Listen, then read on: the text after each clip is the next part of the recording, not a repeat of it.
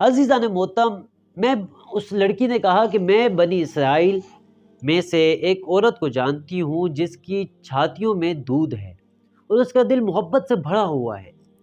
اس کا ایک بچہ تھا، وہ اسے کھو چکی ہے، وہ ضرور اس بچے کو جو محل میں پیدا ہوا ہے دودھ پلانے پر آمادہ ہو جائے گی۔ عزیزان محترم، وہ تلاش کرنے والے خدام یہ سن کر خوش ہو گئے اور موسیٰ علیہ السلام کی ماں کو فرعون کے محل میں لے گئے۔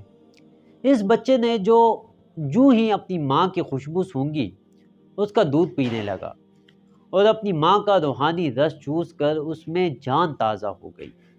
اسی کی آنکھوں میں خوشی کا نور چمکنے لگا۔ اس وقت وہ خدام جو ڈھونڈتے ڈھونڈتے تھک چکے تھے بہت ہی زیادہ خوش و خرم تھے۔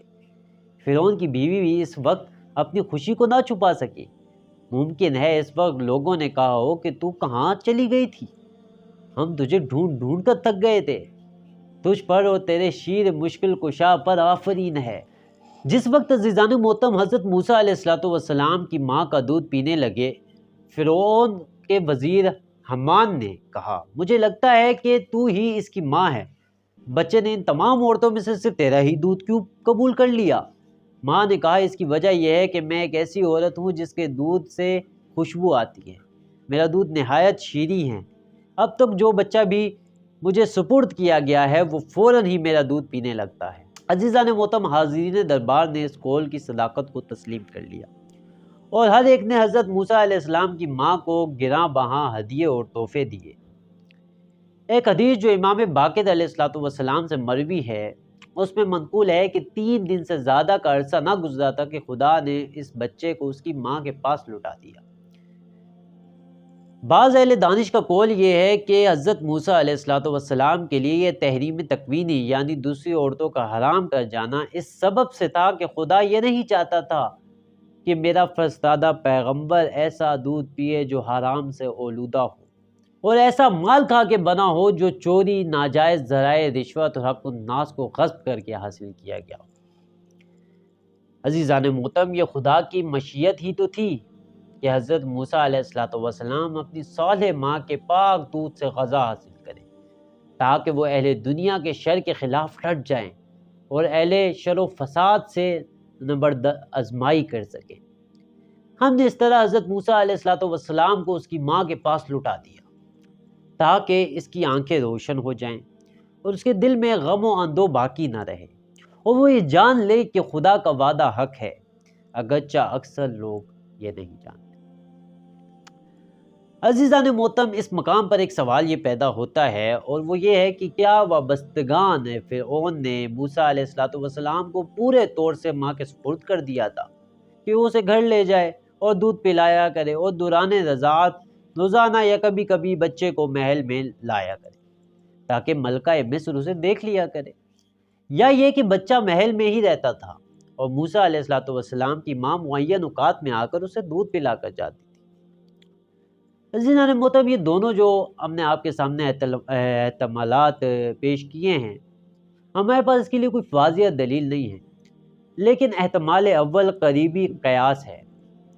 ایک اور سوال یہ ہے کہ آیا عرصہ شیر خورگی کے بعد حضرت موسیٰ علیہ السلام فرعون کے محل سے میں چلے گئے تھے یا ان کا تعلق اپنی ماں اور خاندان کے ساتھ باقی رہا تھا اور محل سے وہاں آتے جاتے رہتے تھے؟ اس مسئلے کے مطابق بعض صاحبان نے یہ کہا ہے کہ شیر خورگی کے بعد آپ کی ماں نے انہیں فرعون اور اس کی بیوی آسیہ کے سپرد کر دیا تھا اور حضرت موسیٰ علیہ السلام ان دونوں کے پاس پرورش پاتے رہے۔ عزیزان محترم، اس ضمن میں راویوں نے فرعون کے ساتھ حضرت موسیٰ علیہ السلام کا طفلانہ مگر بامعنی باتوں کا ذکر کیا ہے کہ اس مقام پر ان کو آپ کے سامنے عزیزان محترم پیش کرتے ہیں۔ لیکن فرعون کا یہ جملہ اس نے بعثت حضرت موسیٰ علیہ السلام کے بعد کہا۔ فرعون کیا کہتے ہیں کہ کیا ہم نے تجھے بچپن میں پرورش نہیں کیا تھا اور کیا تو برسوں تک ہمارے درمیان نہیں رہا؟ قرآن میں یہ آیت موجود ہے۔ اس جملے سے معلوم ہوتا ہے کہ جناب موسیٰ علیہ السلام چند سال تک فرعون کے محل میں رہتے تھے۔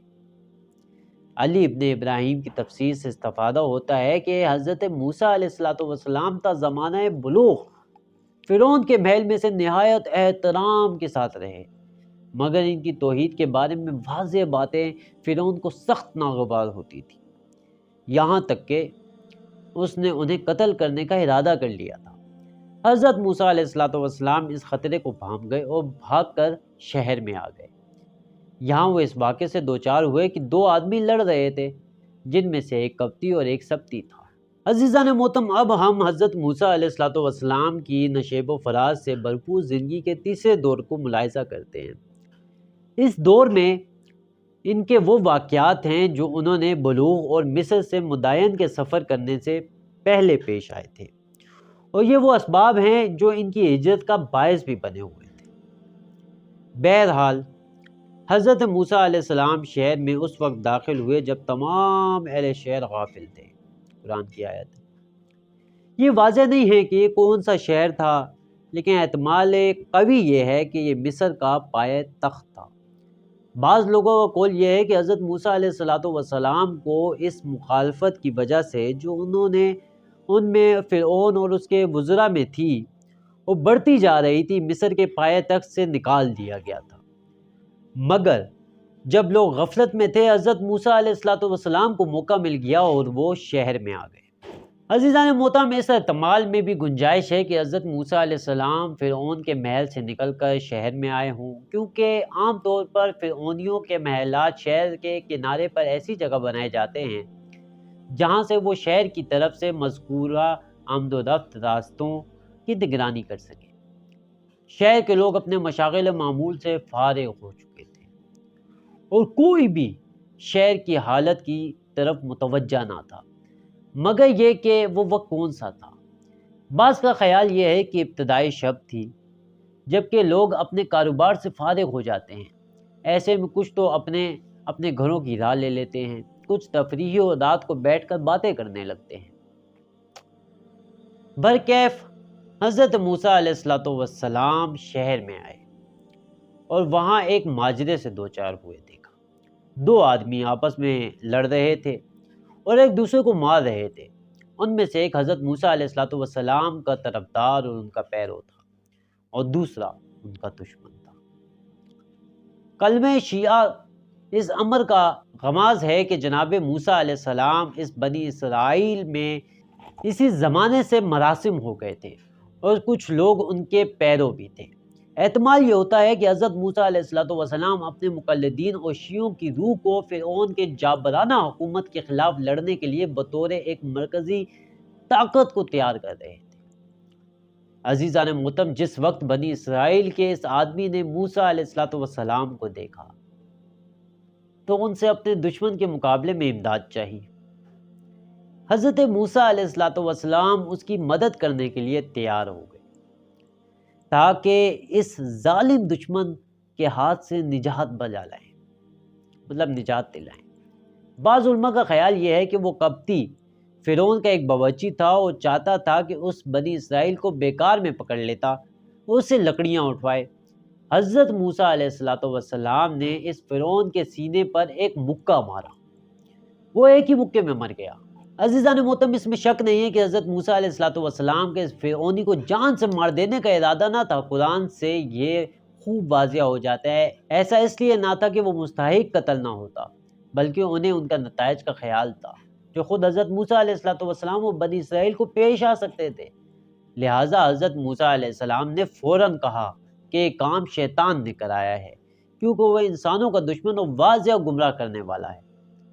اس واقعے کی دوسری تعبیر یہ ہے کہ حضرت موسیٰ علیہ السلام چاہتے تھے کہ بنی اسرائیل کا گربان اس فرعونیوں کے ہاتھ سے چھڑا دیں، ہر چند کے وابستگان فرعون اس سے زیادہ سخت سلوک کے مستحق تھے، لیکن ان حالات میں ایسا کام کر بیٹھا قرین مصلحت نہ تھا، اور جیسا کہ ہم آگے دیکھیں گے آنے والی ویڈیوز میں کہ حضرت موسیٰ علیہ السلام اسی عمل کے نتیجے میں پھر مصر میں نہ ٹھہر سکے اور مدائن چلے گئے۔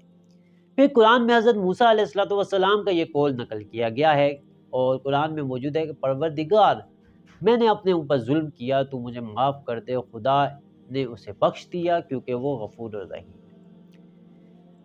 عزیزان محترم، یقیناً حضرت موسیٰ علیہ السلام اس معاملے میں کسی گناہ کے مرتکب نہیں ہوئے، بلکہ حقیقت میں ان سے ترک اولا سرزد ہوا، کیونکہ انہیں ایسی بے احتیاطی نہیں کرنی چاہیے تھی جس کے نتیجے میں وہ زحمت میں مبتلا ہوں۔